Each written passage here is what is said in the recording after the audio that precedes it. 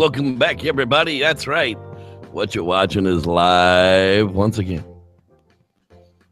Back after a couple of week hiatus, talking dinosaurs and blondes. Dinos on blondes? Is that a new porn topic? I don't know. Dino blondes. Got trailer trash talk. Who's watching what? And epic arguments abound. Right here tonight. Oh, what you watching? Glad you're here.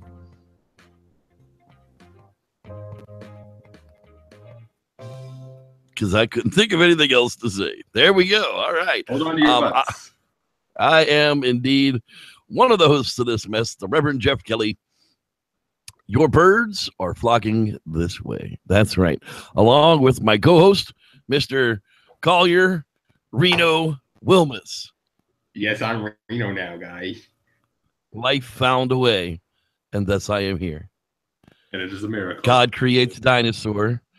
God creates man. Man destroys God.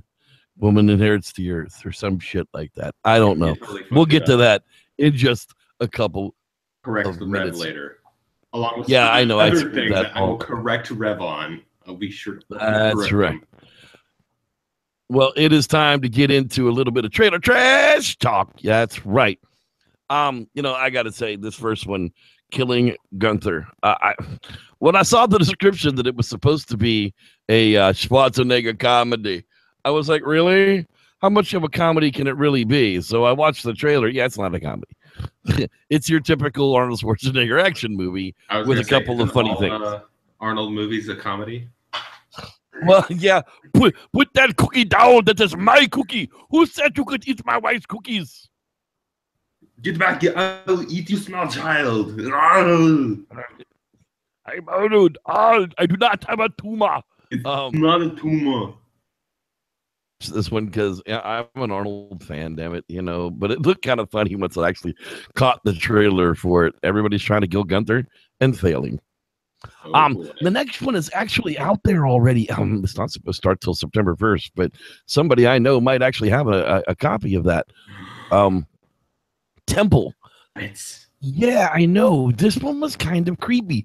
Whitey goes to Yin Yang Dang and decides they want to go on a tour of temples. Well, they were told to stay away from this one, but damn it, Whitey rules. So off they go, and turns out to be a temple where little kids disappeared and were never seen again. So now we're in Asia land with missing little creepy ghost kids that are going to mess with Whitey.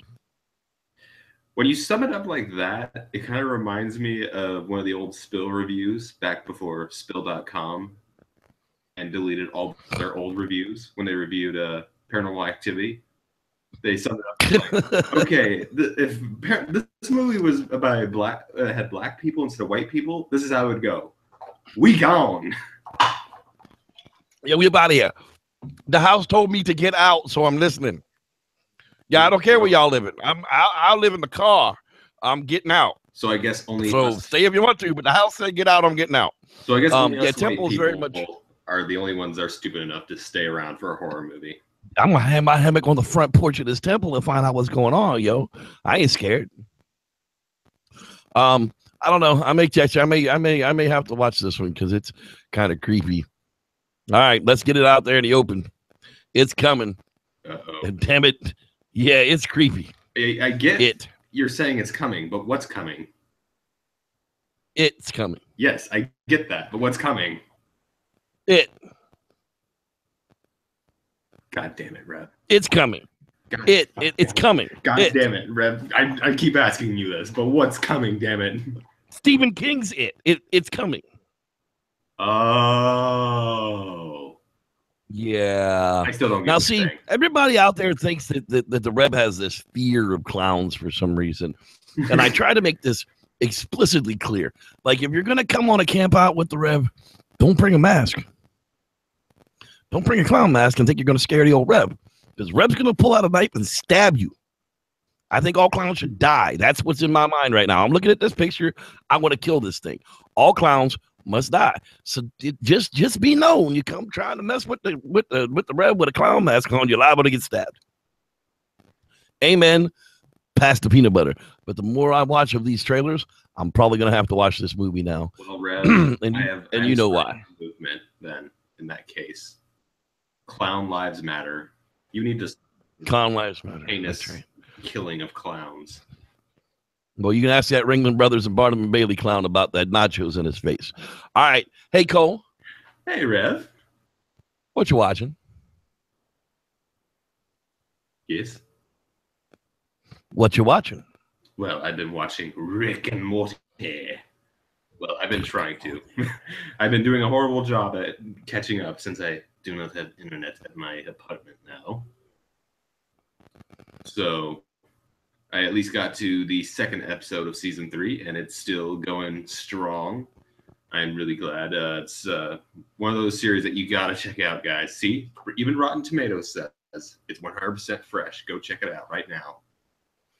Mad scientist Rick Sanchez moves in with his daughter's family after disappearing for 20 years and involves them in his wacky adventures in this animated comedy starring Justin Roiland, Sarah Chalke, and Chris Parnell in Rick and Morty. That's right. Rob Schneider is the animal. Oh, geez, Rick. I really don't like the Revs thing with the animal. Shut up, Morty. You're being a little bitch right now. Well, the CG brothers brought you the face and the face thief. Not the face and the thief. The face thief. The face thief. I wish to take his face off. But no, I was going through what I was watching this week, and I didn't have a lot of time to myself, unfortunately. But I was like, you know what? I think it's time to give short films some love on what you watch. And the short films never get enough love, it seems. And this is a very cinematic animated film provided by the CG brothers. So I definitely look it up. It's right here on YouTube. So you don't have to go out and buy it, guys. Just freaking watch it, okay? It's got 142,000 views.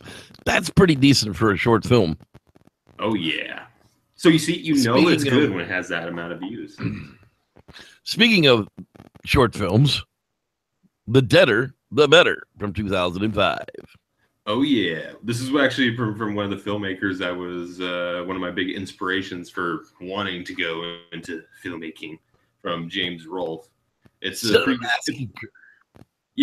much thinking like Sin City style meets zombie horror. Oh, that's pretty cool. And then you got The Deader, the Better. The Deader, the Better. Seriously, guys, you can just watch both of those films I just recommended in the span of one film. Go do it. I have my playlist right there of awesome short films.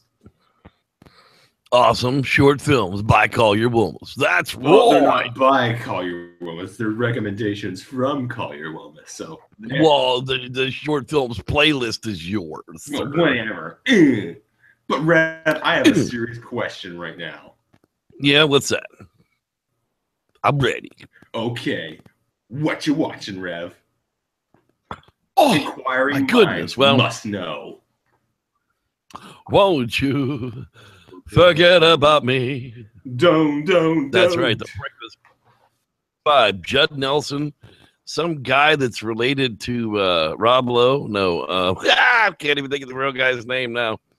Ali Sheedy, what's Molly Ringworm, and Rusty from the Vacation movie.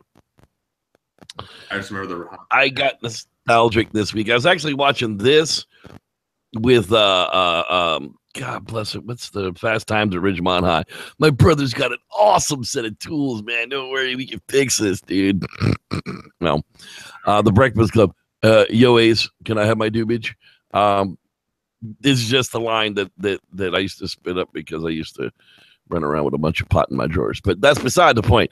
The Breakfast Club from 1985. If you've never seen it, watch it. It's on cable like all the time. It's free. It's fun.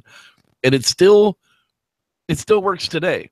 Like if this was a movie that was released today, people could still identify with it.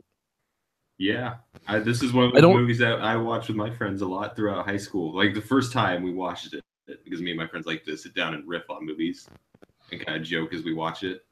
When it got to the point where it had one of the girls' sad backstories. We just looked at each other and in unison without even communicating what we were going to do. We just went. So you too can watch it and go. The scene where they're all getting high is like fantastic. Yeah, It's just also there's a very fun. A hot redhead in it, guys. Come on. But Raleigh Ringworm is not hot. Oh, yes, she was. She doesn't even have like a weird face, hot body like Kristen Dunst. I mean, she's just. You shut up. She's straight, skinny, and bucktooth. I never understood what people saw in Molly Ringworm. Well, sorry. Well, you don't know anything then. You obviously don't know. Yeah, well, I'm sorry. Ali Sheedy. Now I'm getting her number before I go home. But Molly Ringworm, well, God, I can never say her name right. Ever since I was a kid, I called her Molly Ringworm. Oh, she kind of skeeves me out. Oh, but nobody remembered my birthday. Well, maybe if you'd have said something in the morning, bitch. But you just pitied your ass all damn day for a whole movie. Nobody gives a crap. Screw you, John Hughes. Screw you, man. Close Encounters of the Third Kind. Yes, sir. I saw something. I mean, this is a movie that I have watched dozens of times. I've watched all the versions. The director's cut is by far the best. But I saw something last night for the very first time that I had never seen before. I had heard it and had thought it, but had never seen it actually committed to until last night. In this scene, as a matter of fact, where the big ship is teaching them the language of sound on there. When it all settled down, when they're looking at Richard Dreyfuss, you hear dun, dun, dun, okay, now I got to rewatch it. By the way, have we done this on the show, or have you and Wes done this? No, we have not done Close Encounters yet. We most definitely can do Close Encounters, but in the closed captioning, it says when it goes dun, and it says Jaws theme playing. And I was like, hell yeah! Right when it's on Richard Dreyfuss's face, it's just like perfect homage to dun, dun, dun, dun, dun, dun, dun, dun, dun, and then it goes silent. So when it's all winding down after the whole, when it's all starting to wind down at the end, right before the doors open, it plays the Jaws theme. Dun, I gotta rewatch this now. I was like, hell yeah. But this is by far probably my favorite UFO movie, because it's not really an alien movie. Yeah, it's probably my favorite UFO movie of all time. Is Close Encounters of the Third Kind. It's just fucking cool. I mean, there's nothing not cool about the whole movie. It doesn't transcend time. It's a little dated, but the special effects still work. Oh, the special effects are gorgeous. When I was watching they are just. I remember for the first time after seeing it for like plenty of years ago, I was watching it again and I was just like, oh my god, those things move. They move so gracefully and so beautifully. They look like undersea move in a way. They're bringing it back to the big theater for like 3 dates. God damn it, I gotta go soon. So I'm gonna have to get me some tickets and go, because it's just. When one of my family was on a big road trip to Yellowstone, we stopped by Devil's Rock, and they actually were playing this at a local that's RV awesome park. That's awesome. And the sad part is, I couldn't go. Oh, that sucks. Sad face. Yeah. See, speaking of sad face and things that suck, Green Lantern. Please God, don't make these my super suit green or animated. Oh, come on. There it is. Yeah, Green Lantern there with the old Ryan Reynolds. I don't know how many superhero movies he's going to screw up for me. He already screwed up Blade 3. He screwed up Green Lantern. He freaking screwed up Deadpool. I mean, the guy has such limited acting ability that he plays the same character all 3 times and nobody cares. You take that back, you son of a bitch. I'm not going to take that back. He sucks. Anyhow, this is what you guys he breaks for me and Rev to banter and fight. He breaks the fourth wall in every single movie he's done, and yet somehow he's a great actor. I don't understand that at all. The tomato meter gave it 26% of our generation, and the audience score gives it 45%, and I give it like an 18% because it sucks. I liked. Get this. You're showing me a movie story. That never happened. I liked the story. I liked a lot of the special effects. I just don't like this ass clown. Funny story. When this movie was coming out, I was like, wait, why is the Green Lantern white? Because I was one of those guys that grew up off the Justice League animated cartoon, which gave us John Stewart Green Lantern, not Hal Jordan Green Lantern. Right. We got Black Green Lantern. So I was just like, wait, what's going on? That was always a thing with me because Green Lantern was always white when I was a little kid, and then they turned him black, and it was just like, well, they did that to Spider-Man too. That didn't work out very good. Or then they did it to Captain America, and that didn't turn out very good. I mean, I just stopped messing with them. I mean, we don't want Willie Nelson playing Martin Luther King, and I should have stayed at a Holiday Inn Express last night. I mean, stop messing with. Technically, in those cases that you mentioned, they're not turning the actual character like Hal Jordan doesn't become black or. No, well, that would be a little bit difficult to explain, but right, the superhero himself, Captain America, was always a white dude. I'm not saying that he can't become a black guy. I'm just saying you mess with people when you do that. Right. I mean, it's just it's just one of them weird things. I heard like the reception to Miles Morales Spider-Man was well received in the comic book realm, but that's realm. He hasn't really I bet you if you look at the number of comic books actually sold at that time period, you will see that the numbers were probably sharply off compared to what they were previous. Also, dude, Grant, that wasn't in main. We can argue forever, but I'm just gonna clear up that wasn't in main Marvel continuity. That was in the Ultimate Universe. It's the Ultimate Universe. I don't care. Y'all can like try and divide all this crap up like Super Geek style, but to me, it's all the same universe. Speaking of all the same universe, let's get out here and say hello to our 5 fans who are loyally sitting out here chatting live for us tonight. Let's see who's actually out here. Holy crap. It was a battle between some jackass named Collier Willmes, Dean Cooper, and Starshine for like a long time. How y'all doing out there? So glad you're with us. There's a Sam Squanch Rivera in the house as well. What up, Sam? Let's see here. Of course, Gary and Whitney White are out there bringing food to your table. So glad you guys are out there listening as well. Mr. Ken. You got some on you.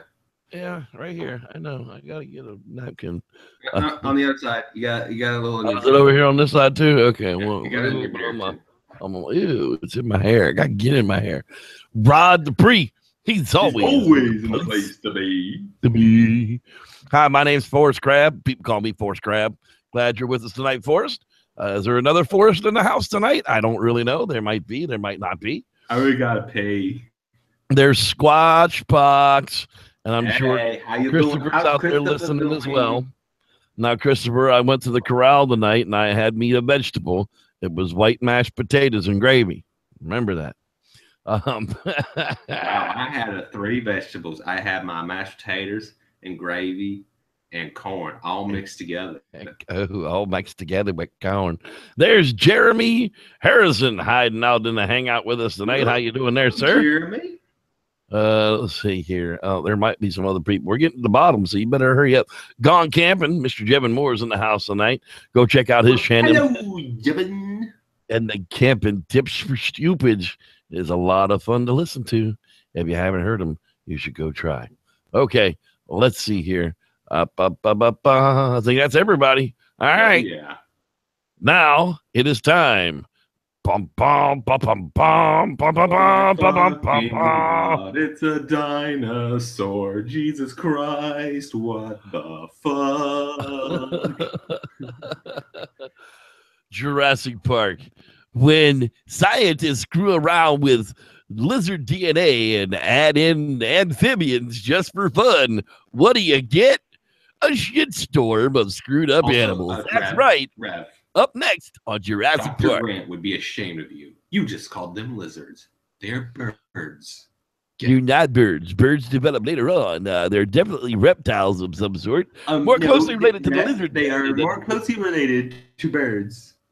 Do I need to give you the crash course on raptors? No, they're actually not. We were speaking specifically about the velociraptor in that case, where the pelvic was actually turned backwards and the bones were actually hollow for life.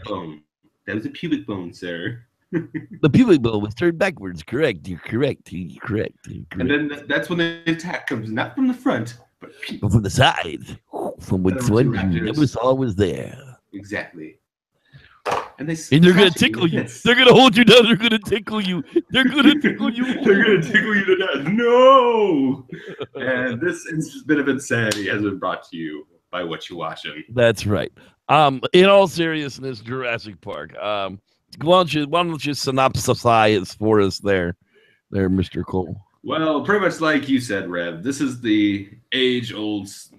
When you get down to the bare bones of it, it's the age-old story of man messing with nature and the consequences that come with it. In this case, it is some rich old guy that wants to bring us a park full of dinosaurs. Not spared no expenses, he says. So we get brought into some of the interesting characters. We get Dr. Grant, played by Sam Neill. Ellie, played by... I forget her name all the time. Was that the blonde chick with the big boobs? Chick. She didn't have big boobs. Okay. Though. Well, she had medium boobs. She weren't little boobs. She had medium boobs. She had medium boobs. She had a weird nose. Laura Dern. That's what her name is. That's that lady's name. Yeah. Yeah, she was in Ellen. That's all I know.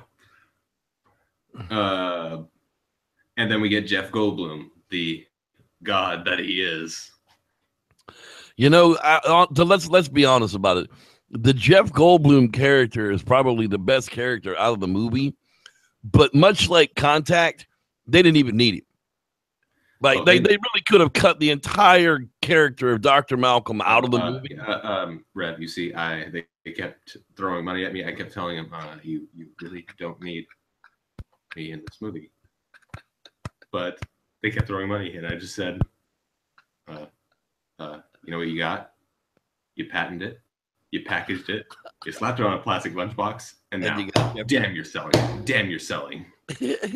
You throw another $1 million at me, and Jeff Goldblum might just have to do your dinosaur shit flick. And it didn't. You know how they got Jeff Goldblum to do how they got Jeff Goldblum to do Dino Park Revisited. I have no clue. Well, here we go. How much? This is where we go. This is where the argument comes in. I swear to God, get us to 100 fucking subscribers, and we will have a fucking Jurassic marathon. And I will mathematically prove to Rev that there are 4 Jurassic Parks, 5 depending on... No. There's only 2 Jurassic. There's Jurassic Park and Jurassic World. Dino Park and Dino Park 3 were not Jurassic movies. I'm sorry. Well, Jurassic Park 3 we can argue about. So that's the but the Lost World is a fucking. You're willing to concede that Dino Park 3 was not part of the sequence, but Dino Park 2 for sure had to be, because Vince Vaughn was in it, and that made it good, right? Yes, exactly. He made Psycho the remake good. I can't even say that with a straight face. Or was Vince Vaughn in the third one? No, Vince Vaughn was in Dino Park 2. He was in the second. But anyways.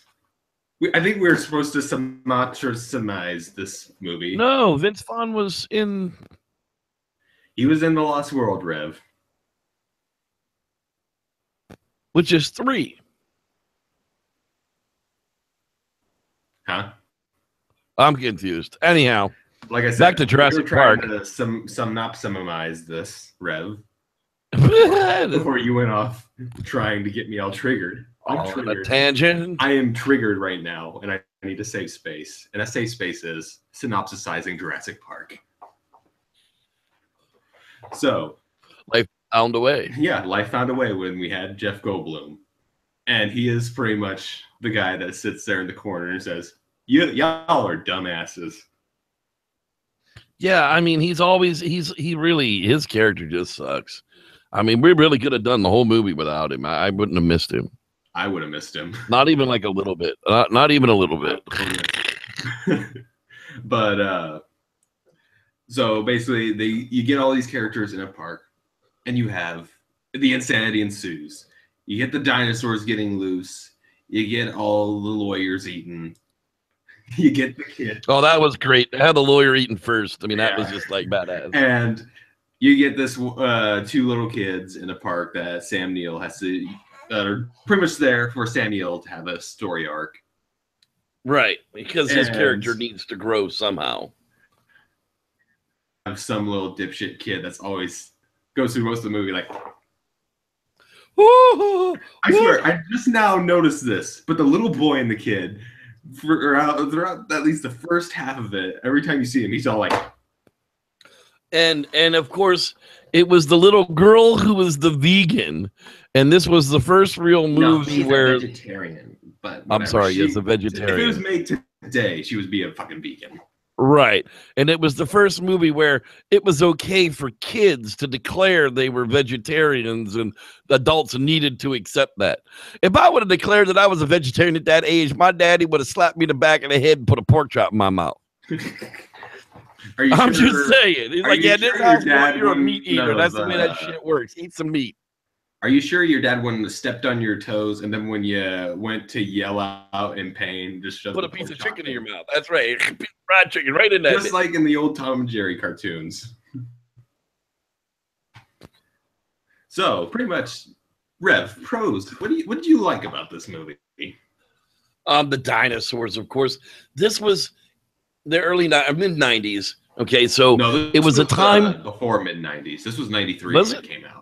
In the mid-90s, I'm thinking it's 93 to 95 is mid-90s. After that is late 90s. Anyhow, mid-90s kind of thing. But this was the first movie where they embraced the modern science of dinosaur, where they weren't tail draggers, they weren't head draggers, they were living, warm, medium-blooded creatures. They weren't slimy things that lived in the bogs. They were living lizards or reptiles or whatever they were. They embraced a lot of the Mayan, whatever you want to call them, right? But they embraced a lot of the modern science that went around with dinosaurs for the first time, because we didn't really have a good dinosaur movie since the 70s. It was a good 20 years before we had like a big hiatus in Hollywood. There really was. After Land of the Lost kind of lost traction in the early 70s with that kind of stuff, and that was still claymation.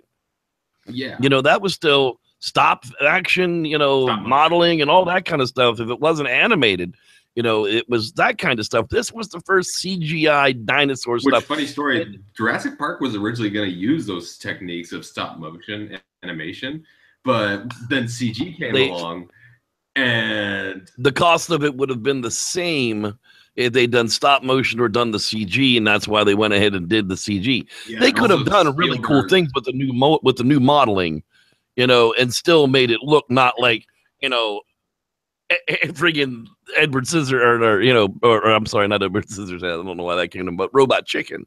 Yeah. They don't have to make it look like Robot Chicken like back in the day, but I dug the IT look into the world, the behind the scene personal computers were just really getting to be a thing, that they weren't the size of your garage to be able to afford such things, that there are 7 little personal terminals in this one little room. You're just kind of like, you were kind of oogle that. Because this was one of those movies I watched all the time when I was a kid. When I looked at all the fancy stuff on the computers, and when I actually had the chance myself, I was kind of disappointed that everything wasn't as flashy and pretty as it looked like in Jurassic Park. I was like, oh. So I look like little dinner plates and stuff like that. Right.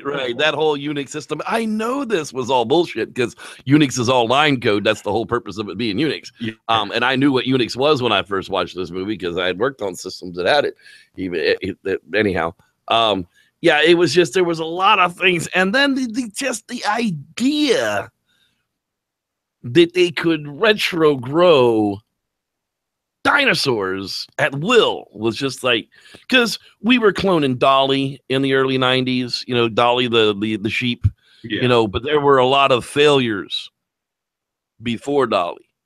And those things were in the public, man. I mean, in the late 80s, mid 80s, cloning technology was kind of scary because friggin' it was just like, it was unchecked.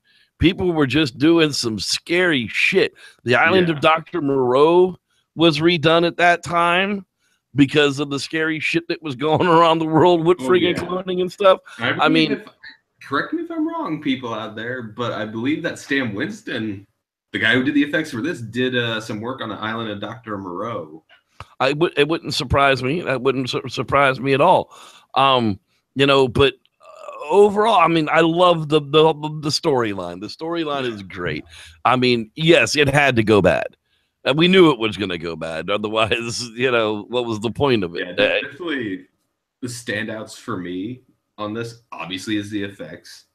Because usually when it's about CG and versus practical with people are like, oh, you being coming from a practical background, you hate CG, right? I was like, no, I like it when it's integrated right, because CG is a tool and you need to use the right tool for the job. Look at Jurassic Park. It's just the most beautiful, while the CG isn't some of the best CG I've ever seen, and sometimes the most lacking CG I've seen. It is the most brilliant use of CG because they knew when to use it. And I love the character of John Hammond, and of course, because Ian Malcolm has all the most quotable lines, but as I keep getting older, I just find the character of John Hammond more fascinating. I want to see. I would actually enjoy seeing a whole movie about him. There you go. We're making spin-off Star Wars movies now. Universal, get on making a spin-off Jurassic Park movies. That's right. That's right. Ian Malcolm needs his own Jurassic Park movie. Oh wait, they did make him one. Wasn't Disney involved in Dino Park? No, sequel? It was not. It was Jurassic Park: The Lost World. Rev, get it right. Seriously, guys, we are going to do this. We get to 100 subscribers. We will review all the Jurassic movies, and I will convince Rev that there is one more Jurassic Park movie because 3 did not exist. I need to update out there the people checking in late to the show with Mr. Ryan McGinty. That's right, my drunken Irish dad. He doesn't smell like Irish Spring and never bought me anything, but still I slap my chest and say, I'm a drunken Irish dad. James the Grower's out there, as well as Lance Windsor. That guy sounds so royal. It's like, you know, I want to be in his presence just because I think he's royalty. Well, excuse me, Mr. Windsor. Excuse me, Mr. Windsor. May I hold? Don't get used to this, guys. We don't normally give shout-outs to latecomers. May I hold your toilet paper roll, Mr. Windsor? I won't make eye contact. Shame on you guys. You get no extra credit for being tardy. No extra credit for being tardy at all. What I didn't like about the movie. I was about to ask, what are your cons, man? I didn't like the frog DNA. I picked up on that right away. I was like, frogs aren't even like, they're not even close to being reptiles. Like they're not even, I mean, they're not even fish. I mean, they're like their own thing. Yeah. I wish they would have at least provided some sort of pseudoscience. Like they could have said a gecko. We used the genes of a gecko to fill in the gaps. If they just added a little bit more dialogue to be like, oh, why did they why frog DNA? Oh, because frogs have a very generic, and they're more primitive creatures, so it makes they're the pig of but they're not reptiles, so they can't even. No.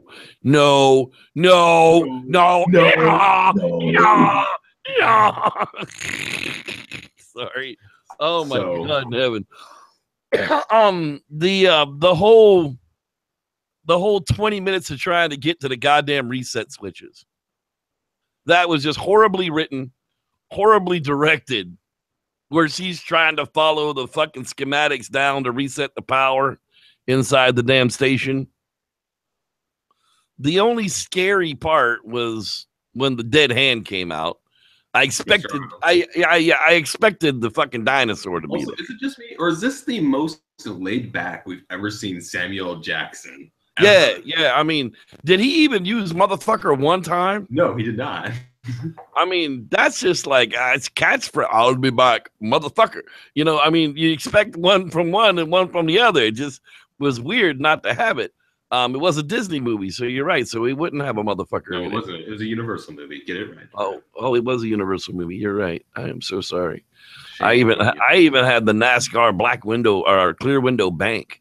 Ooh, them NASCAR fans that watch this show will know exactly what that means. Ooh. I had a clear window NASCAR bank, the car, the Jurassic Park 3. Oh my God, I admitted that something existed. We are making I even people. believe it was the Chrome Illusion car that Jeff Gordon drove. He had a Jurassic Park 3 car, but the Chrome Illusion car was different. Right. I'm sorry. Anyhow. Bum, bum, bum, bum, bum, bum, bum, bum, bum, bum, bum. Yeah, the thing I did not like. It's hard for me to think about the things I didn't like. Further into my filmmaking career, I get, and that's not really saying much right now, but considering watching, but the more I learn about the behind the scenes aspects, like when the T-Rex, that's exactly right. When the T-Rex pushes that car over into the paddock, that was just like ground level, and now all of a sudden there's a stiff drop off. At that point, I was just like, wait, how did that get by? Because that can't just be a little flop.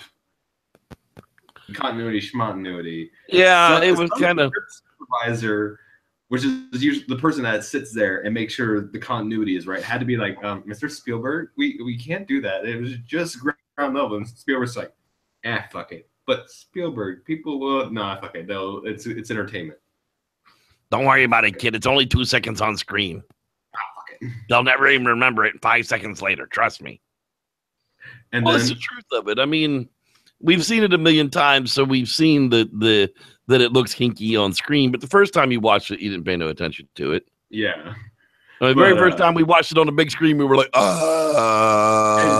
Speaking of things you'll notice after the millionth time watching it, like me, if you watch the raptor scene in the kitchen, if you look very carefully, you'll see a hand steadying the tail of the raptor. Yeah. And also when the raptor leaps onto the skeleton, watch carefully and you'll see at one point it just disappears. The skeleton or the raptor? Raptor. It disappears off the skeleton right before it falls. I've never noticed that. But I do know that if I was that little electrocuted bastard coming in to all that food on the table, I'm eating everything. I'm eating ice cream. I'm eating cake. I'm eating pie. Process. I'm pretty sure they were down to the last bit when the raptor came by. I mean, I am eating prime rib. I am eating every fucking thing I can figure out. Oh, man, don't even. This place is going to shit. I'm eating it all. I'm sure that he got all the meat, though. Because remember, the other girl is vegetarian. He must be Arby's then, because they got the meats. Speaking of they got the meats, we need to get this wrapped up because we're already like way longer than we probably should be on all of this. It's Jurassic Park. We got to do an extravaganza for this. Extravaganza. Abundanza. I want to go eat on the veranda. You know, anything that says that sounds great. But yeah, definitely check it out. This is one of the best movies ever made. The right people lived. The right people died. Unfortunately, Jeff Goldblum survives. Fortunately for us. You know, I told them I didn't even need the money for the first one, and yet they just kept paying it. Which is funny because he dies in the book, so. And they were paying it. They paid it so much that they got me come back on part 2, and they just kept paying it. What are we doing next week, Cole? I don't know. So consult me later. Ask me when I feel like I'm not doing it. Ask me when I feel like touching my butt. Exactly. We got Rememory to watch. That's that Peter Dinklage movie. Yeah, maybe I'll finish Monster Projects, but because I don't want to watch that shitstorm. You told me it was a shitstorm, so I definitely don't want to watch that shitstorm if it's a shitstorm. Yeah, we were gonna do that this week, but then I started watching it, and most of the characters were stereotyped. I was like, all right, we gotta do Jurassic Park. Fuck that shit. We're doing a good movie. That's right. Jurassic Park is a good movie. I enjoyed Jurassic Park. Dino Park 2 and 3. I'm glad that Jurassic World ignored them as though they don't exist. Because eventually, people will just forget that they exist. Not on my watch, Rev. And with that, we'll see y'all next week. Go to the Facebook page, facebook.com/watchingvids. Be sure to subscribe. Hit the little bell so you get the notification.